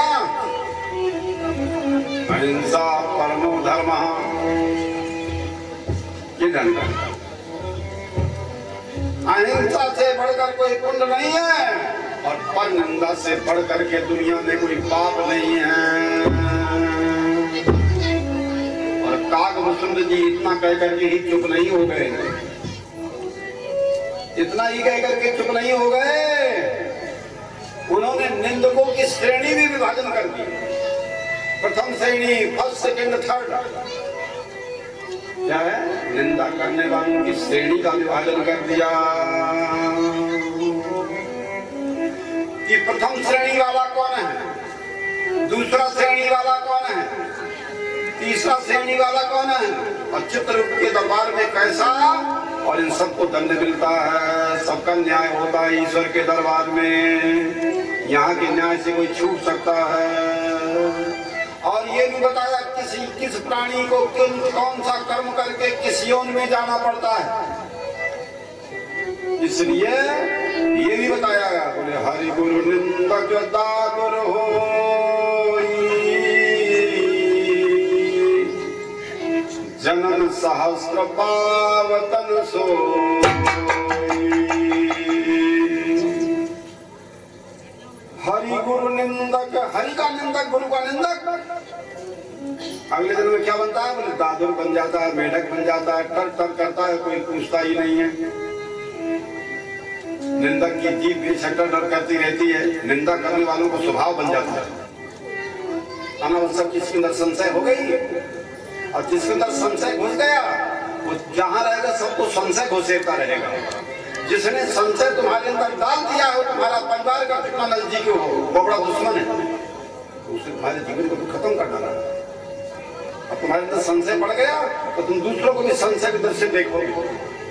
वो चाहे इतना पवित्र हो लेकिन तुमको संशय दिखाई पड़ेगा, और संशयात्मा बिना संशय वाले का नाश होता है।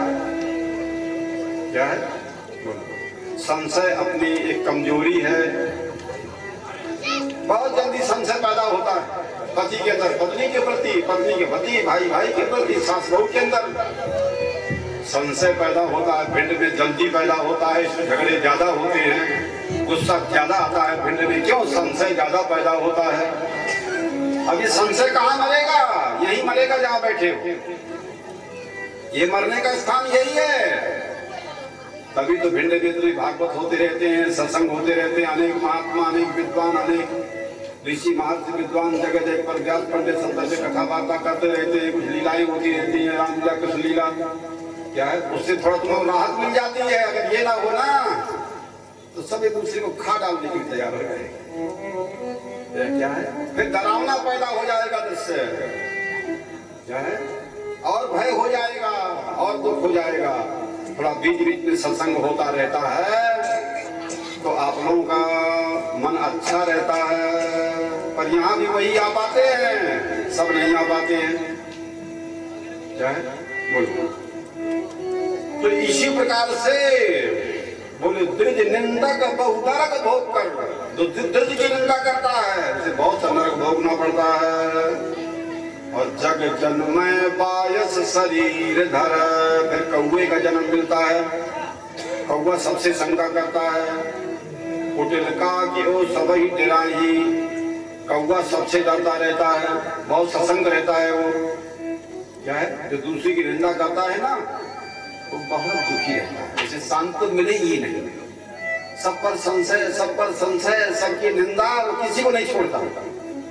क्या है, इसलिए श्रुति, गुरु श्रुति, सुर सुर सुर श्रुति, निंदक जे अभिमानी, रमण में रैरो नरक परही ते प्राणी। नरक में जाना पड़ता है। और हो ही मुलूक संत निंदारत, संतों की निंदा में है हमेशा रत रहते हैं, उसे अगले जन्म में उल्लू बनना पड़ता है।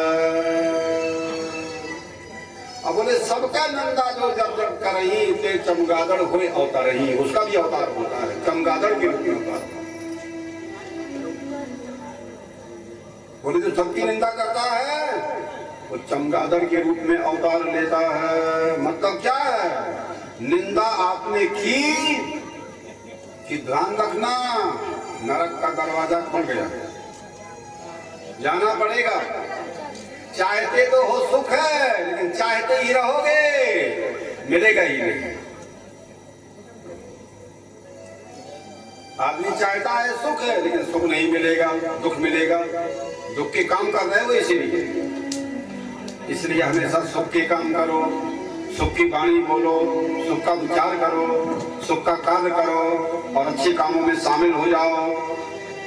ध्यान रखना, हरि की निंदा हो चाहे हर की निंदा हो, चाहे गुरु की निंदा हो, चाहे गोविंद की निंदा हो, चाहे सुर की निंदा हो, चाहे भूसुर की निंदा हो, वेद शास्त्र की निंदा हो, संत महात्मा की निंदा हो अथवा किसी की निंदा हो, तो रामायण में काग गरुड़ जैसे कहते हैं कि नरक भोगना ही पड़ेगा। नरक माने दुख भोगना ही पड़ेगा।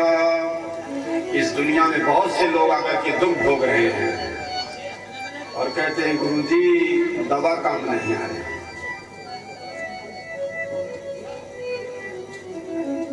डॉक्टरों का इलाज काम नहीं आ रहा। आप उपाय बताओ। हमने कहा हम ये जरूर बता दे रहे हैं कि रोग की दवा है, भोग की दवा नहीं है। भोग तो भोगने से ही पूरा होगा। डॉक्टर में भी क्षमता नहीं किसी की भोग को खत्म कर दे। रोग को डॉक्टर खत्म करता है। दवा से ठीक हो जाए वो रोग है। अब दवा से भी ठीक ना हो तो समझ लो कि इस आदमी का भोग है। भोग तो भोगने से ठीक होगा और ये भोग हमारा तुम्हारा ही बनाया हुआ है। काहू न को सुख दुख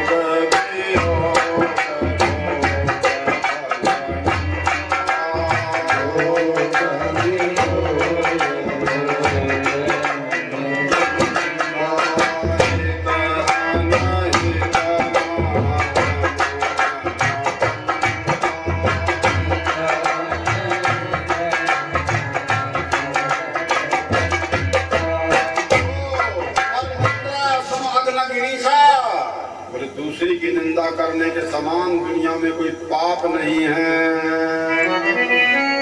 अब मनुष्य के शरीर से चाहे पाप की कमाई कर लो और चाहे पुण्य की कमाई कर लो।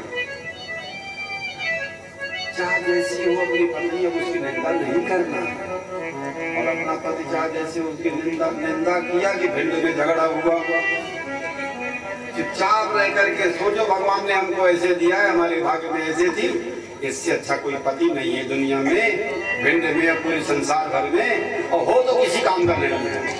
और इससे अच्छी कोई पत्नी नहीं है। अब सोचो इनसे अच्छा कोई माँ बाप नहीं है। अब तुम भी सोचो कि इनसे कोई अच्छे बच्चे नहीं हैं। जैसे जिसको मिल गए हैं बड़े प्रेम से उन्हीं का पालन करो, उन्हीं में रहो। अपनी पत्नी को छोड़ करके अन्य दूसरी की इच्छा नहीं करना है और अपने पति को छोड़ करके अन्य की इच्छा नहीं करना है। नारी धर्म पति दे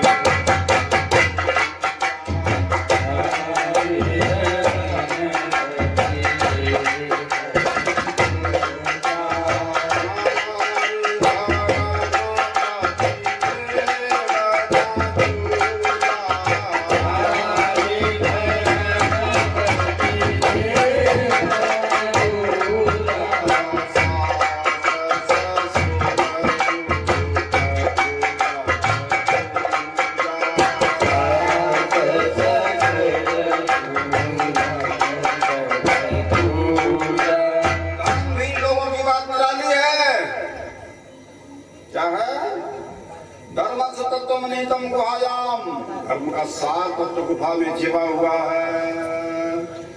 इसीलिए भगवान श्री राम क्या भगवान शिव के प्रति कह रहे हैं कि प्रकृत प्रभु आप प्रकट से अतीत हो। राम जी शंकर जी के लिए कह रहे हैं कि प्रभु आप प्रकट से अतीत साक्षात अद्वितीय पुरुष हो। अपने इष्ट को हमेशा ब्रह्म ही समझना चाहिए। क्या है? आपका पति ब्रह्म है, हर नारी का पति ब्रह्म है, हर नारी की पत्नी भी ब्रह्म है, और हर माता पिता भी ब्रह्म है बच्चों के लिए, और माता पिता के बच्चे भी ब्रह्म है तो सब ब्रह्म ही है, लेकिन पहचानते नहीं है उस रूप में। पहचान के लिए गुरु होना चाहिए। पूजा पाठ वाले गुरु अलग होते हैं, शादी ब्याह कराने वाले क्या है, पहचान कराने वाले गुरु अलग होते हैं। गुरु बिन भावनी दीदारा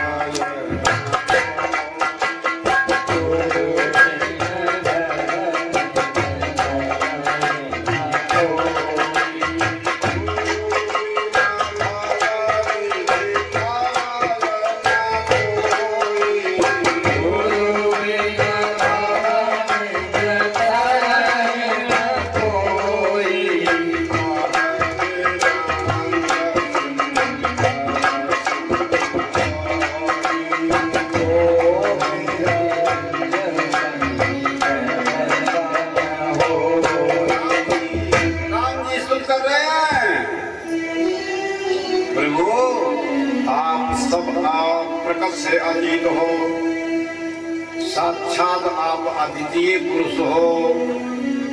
अपनी अंश कला के द्वारा आप ही ब्रह्मा बनते हो, अपनी अंश कला के द्वारा आप ही विष्णु बनते हैं, और अपनी अंश कला के द्वारा आप ही उत्पत्ति पालन संहार करते हैं, और आप ही रुद्र बन जाते हैं, शंकर बन जाते हैं हरि से, और फिर आप ही ब्रह्मा और आप ही क्या शिव से शिवतर हो जाते हैं।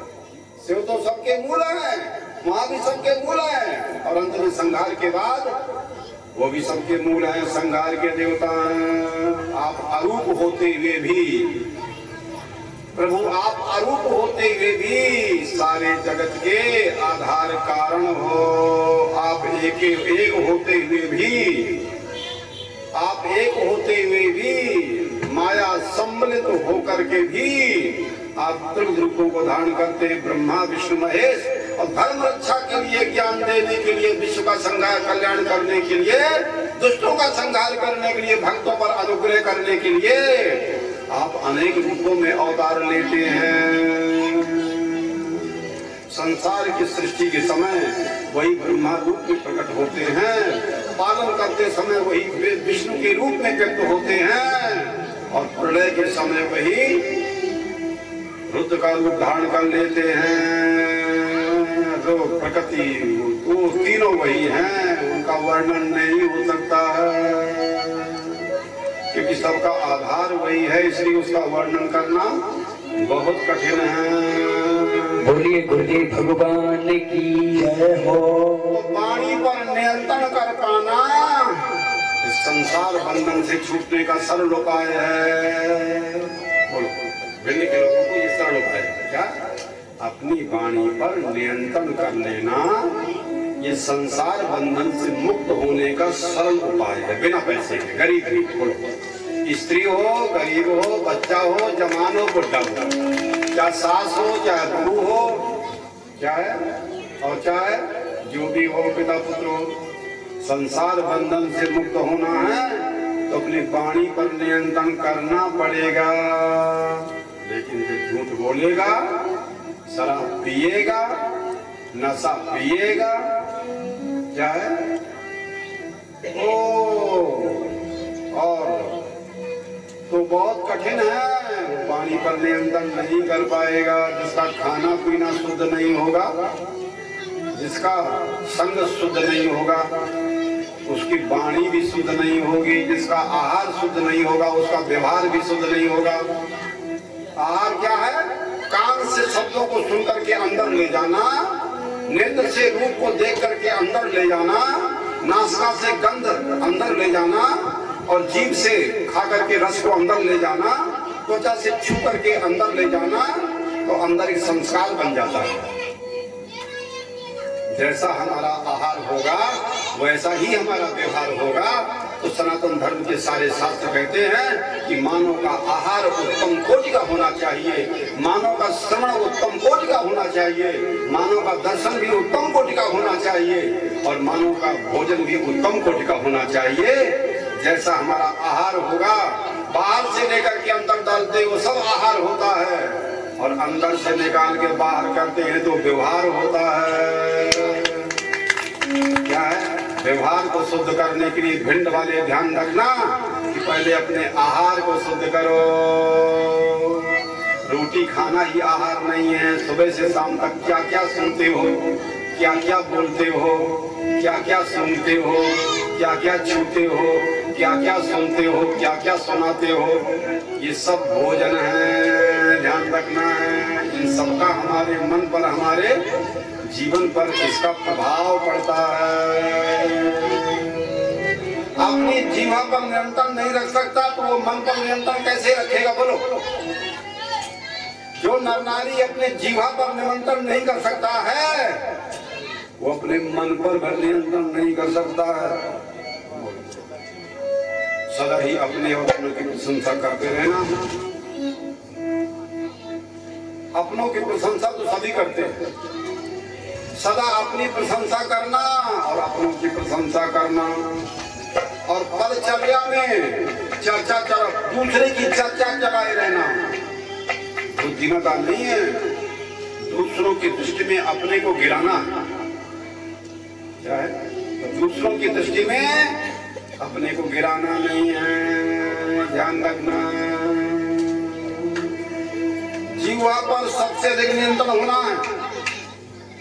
आनंद खाने में नहीं है, अरे आनंद तो खिलाने में। क्या है? आनंद तो खाने में, खिलाने में भी है। खाने वाला भी वही है, खिलाने वाला भी वही है। ये जाकर ध्यान रखना है। सब लोग खिलाने की भावना रखो दूसरे को। सर्वे भवन्तु सुखिनः, सभी को सुखी रहना है तो एक दूसरे को सब लोग सुखी रखो। इससे बढ़कर कोई लाभ नहीं है। गंभीरता, विचारों की पवित्रता परम आवश्यक है। रोज थोड़ा रामायण का पाठ कर लिया करो बढ़िया। आज समय सदा शांत धीर रहने का प्रयास करो, शांत रहो और धीर रहने का प्रयास करो। सुबह ब्रह्म मुहूर्त में जल्दी उठने का अभ्यास करो। ये सबसे बड़ी उपलब्धि है, सबसे बड़ी तपस्या है। और किसी के घर में जगह बना लेना सरल है। किसी के घर में जगह बना लेना सरल है, पर किसी के हृदय में स्थान पाना बहुत कठिन है, ध्यान रखना। अच्छा, यदि हम किसी का भला नहीं कर सकते हैं तो किसी का बुरा बोलने की जरूरत क्या है? और किसी का बुरा सोचने की जरूरत क्या है? बोलो। यदि हम किसी की प्रशंसा नहीं कर सकते हैं तो निंदा का अधिकार किसने दिया है? जब चाहो निंदा, जब चाहो निंदा नहीं। दूसरों के साथ वैसा व्यवहार करना है जैसा हम दूसरों से व्यवहार चाहते हैं। हम दूसरों से व्यवहार चाहते हैं जैसा, वही तो धर्म होता है। श्रीमन नारायण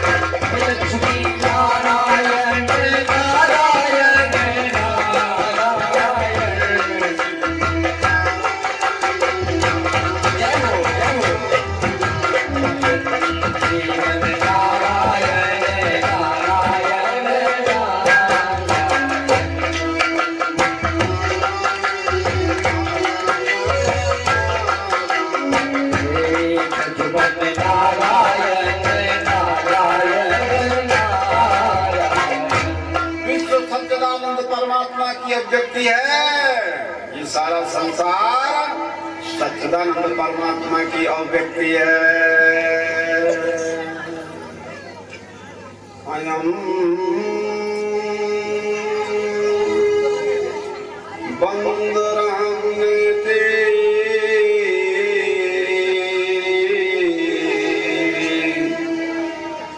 गणनानां लघुचेतसा उदार चरितानां तो वसुदैव कुटुंबकम् अयं निजः परिवेश गरुणा लघुचेतसाम्, ये मेरा है। क्या है? अयं निजः विश्व सच्चिदानंद स्वरूप सर्वेश्वर की अभिव्यक्ति है। ये सारी सृष्टि सच्चिदानंद परमात्मा की अभिव्यक्ति है, इसमें कोई संदेह नहीं है। इसलिए पंचभूतों के सहित समस्त स्थावर जंगम प्राणी सब एक परिवार है। ऐसी स्थिति में ये बंधु है, ये अबंधु है, ये हमारा है, ये पराया है, ऐसा आंकलन विवेकहीन तुच्छ विचारों का क्या है। और विवेकहीन जो तुच्छ विचार होते हैं वही समाज, राष्ट्र, विश्व, परिवार में अशांत पैदा करते हैं। उन्हीं को चलने के लिए गुरु जी का ज्ञान करना है। गुरु बिन ज्ञान न उपजे, उपजेगा नहीं ज्ञान उनके बिना। जितने भी उतने में रह जाओगे। भौतिक ज्ञान इंद्रियों से विषयों का ज्ञान तो संसार का व्यवहार का ज्ञान है, उसका मुक्ति के साथ कोई संबंध नहीं है, ये ध्यान रखना। विवेकहीन जो कुछ विचारों का है ना, अयम ये मेरा है, ये पराया है, ये मेरा बंधु, ये पराया बंधु है, तो अपने के साथ न्याय करेंगे, दूसरे के साथ अन्याय करेंगे। ऐसे लोग अंधे और अज्ञानी होते, उनको मालूम नहीं है कि सारा विश्व अपना परिवार है। महात्मा क्यों बंधनी पूजनी होते हैं? क्यों? उदार चरितानां तु वसुधैव कुटुंबकम्।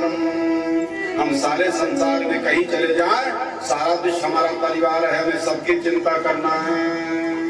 हम सबको सही रास्ता दिखा करके सबको सही मार्ग में ले जाएंगे, और सबके लिए हम शंकर हैं, सबके लिए कल्याणकारी है, सबके लिए मंगलकारी है। क्या है? हम सबकी उन्नति में सहायक हैं, सबके कल्याण में सहायक हैं। ये कोई पार्टी बंदी नहीं है, यहाँ पर कोई राजनीति नहीं है, हम कोई जात बिरादरी से नहीं बंधे हुए हैं, हम सबसे ऊंचे उठे हुए हैं। सब मम प्रिय सब मम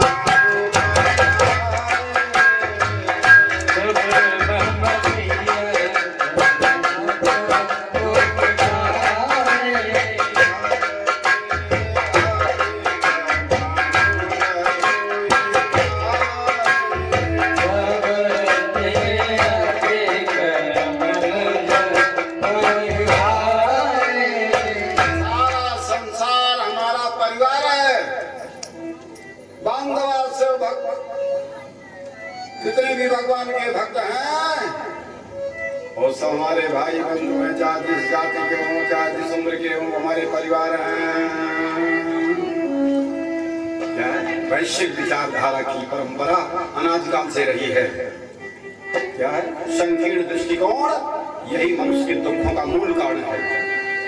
बड़े बड़े लोगों के अंदर भी ये संकीर्णता रहती है, और संकीर्ण दृष्टिकोण ही समाज में, राष्ट्र में, विश्व में अशांति का वातावरण करते हैं। महात्माओं के विचार विश्वव्यापी होते हैं, सारा विश्व उनका अपना परिवार है, और उनको सबके भले की चिंता है। मैं मेरे के अभिमान को छोड़ देना वही संन्यास होता है, वही त्याग होता है, ये ध्यान रखना। भगवान ने मैं मेरा नहीं बनाया है, मैं मेरा हमारे अज्ञान ने बनाया है, ये ध्यान रखना है। मृत्यु भगवान ने बना, मृत्यु क्या है? बोलो, अज्ञान से ही मृत्यु का भय हो रहा है। अपनी आत्मा में मृत्यु नहीं है, शरीर की मृत्यु को अपनी मृत्यु मान लेते हैं। क्या है? मरने का समय आए तो चुपचाप मरने को तैयार रहो, एकदम तैयार रहो, हमेशा तैयारी पहले से कर लो कि भाई मरना ही है, कोई दूसरा तरीका नहीं है, मरने को हमेशा तैयार रहना है। चाहिए विधि राखे राम दाई,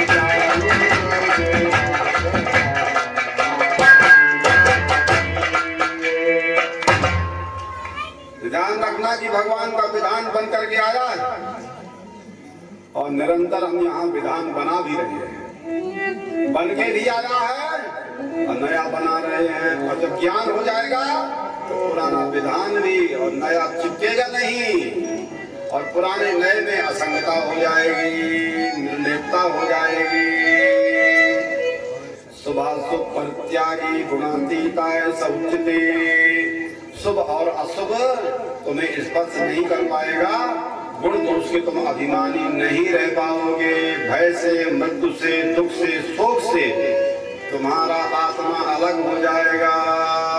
आत्मज्ञ पुरुष जो होते हैं वो भय दुख शोक से मुक्त हो जाते हैं और दूसरों को भी अपनी कृपा के द्वारा भय दुख शोक को मुक्त करते हैं। चलते फिरते जीवित रहते हुए मुक्ति मिल जाती है गुरु जी से। लेकिन गुरु जी को जो ब्रह्म नहीं समझेगा, गुरु ज्ञान के आदर नहीं करेगा, उसको मुक्ति बहुत दुर्लभ है। सबते सो दुर्लभ मुनिराया, राम भगत रत गत मदमाया। सबसे दुर्लभ चीज संसार में क्या है? ज्ञान होना सबके लिए कठिन है। देह अभिमानियों के लिए ज्ञान है ही नहीं, और देह यदि अभिमान है तो गुरु की चरणों में बैठ करके पहले अपने अभिमान को दूर कर लो, अभिमान को चकनाचूर कर लो। अभिमान को मत बोलो। क्या है? झूठ बोलने की जरूरत क्या है? झूठ बोल बोल करके संशय करके तो दुनिया में आ गए हो और फिर यहाँ से झूठ का बुलंदा लेकर जाओगे मर करके। संसार में सबसे बड़ा दुख क्या है बोलो? दुनिया में सबसे बड़ा दुख है क्या? जन्म तुम्हारा दूसर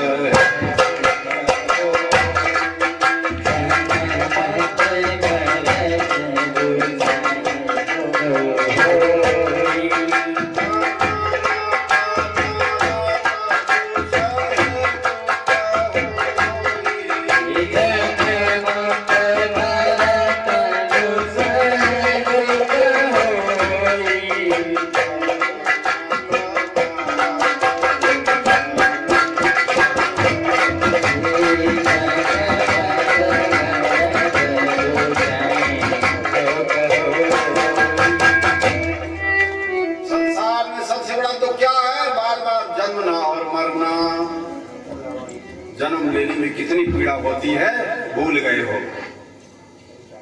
क्या है? सबको जन्म हुआ है, सबको जो पीड़ा हुई है भूल गए हैं। बोलो। और मरने में कितना तकलीफ होता है उसको तो पता ही नहीं है। सबको मरना पड़ेगा पर किसी को बता नहीं पाओगे कि कितनी पीड़ा होती है। बच्चे को जन्म लेने में कितनी पीड़ा होती है और कोई नहीं बता पाएगा। कोई बता ही नहीं पाएगा कितनी पीड़ा होती है। बच्चा छोटा पैदा होता है तो रोता हुआ पैदा होता है और माँ का भी हालत क्या हो जाती है? क्या है? जैसे जन्म लेते समय अबोध हो जाता है ऐसे मृत्यु के समय भी उसको अबोध हो जाना होता है। क्या है? संसार में जन्म मृत्यु जरा व्याधि दुख दोषान दर्शनम जिसे अध्यात्म के पथ में जाना हो उसे जन्म में, जरा में और मृत्यु में बार बार दोष दर्शन करना है इनमें, तब होगा वैराग्य। वैराग राग रसिको भव भक्ति निष्ठा, तब भगवान के प्रेमी हो जाओगे, भगवान के भक्त हो जाओगे, जब वैराग के प्रेमी हो जाओगे, रसिक हो जाओगे। क्या है संसार में जो आसक्ति है, कपिल भगवान माता देवहूति से कहते हैं, माता संसार में आसक्ति सबको बांधती है, आसक्ति सब जगह दुखदायी होती है, पर वही आसक्ति यदि महापुरुषों के चरणों में हो जाए, वही आसक्ति ईश्वर के चरणों में हो जाए, वही आसक्ति भगवान के नाम में हो जाए, भगवान की कथा में हो जाए, भगवान की लीला चक्र में हो जाए, तो वो आसक्ति संसार की आसक्तियों की काटने की दवा हो जाती है। महापुरुषों के प्रति जो आसक्ति होती है वही भक्ति कही जाती है। क्या है? और भक्ति बिना शक्ति नहीं मिलती है। सब ज्ञान होना तो बहुत कठिन चीज है, कुछ ही लोगों की चीज है। ज्ञान के लिए अधिकारी होना चाहिए, विवेक, वैराग, खट संपत्ति, मुमुक्षुता, मुक्त होने की इच्छा हो, कुछ ना सुहाता हो, खाली मुक्त होना, कुछ नहीं, खाली मुक्त होना है बस। ये लगन लग जाए, न धन कमाना है, न भोग पाना है, न संसार बसाना, न परिवार, सब छोड़ के आदमी मुक्ति के लिए चल देता है। मीराबाई क्यों चलती है अपने घर से? गौतम बुद्ध क्यों चलती? आज शंकराचार्य क्यों चलते? ऋषि महर्षि क्यों चल देते? एकमात्र मुक्ति की ही कामना उनके अंदर होती है। तो संसार के सारे संबंध, सारे भोग, सारी उपाधि तिनके के समान छोड़ के चल देते हैं। वो कुछ नहीं समझते हैं उसको। क्या है? और जो संसार के राग भोग में जिनका मन लगा रहता है, उनके हृदय में निर्मल वैराग्य नहीं होता है। और जिनमें निर्मल वैराग्य नहीं होता है, उनकी आसक्ति नहीं छूटती है। और जब आसक्ति नहीं छूटती है तो उनके दुखों का भी अंत नहीं होता है। धर्म के अधर्म का नाश हो, प्राणियों में सद्भावना हो, विश्व का कल्याण हो। हर हर महादेव।